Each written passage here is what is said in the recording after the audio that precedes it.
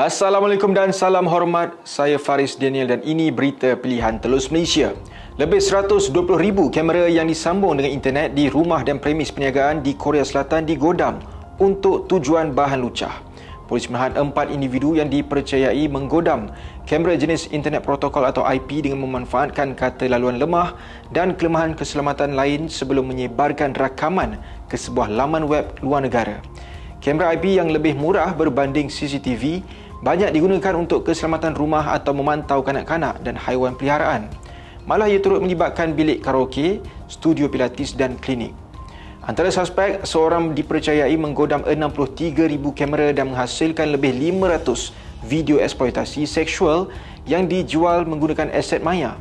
Manakala seorang lagi didakwa menembusi akses 70,000 kamera dan menjual ratusan video terlarang.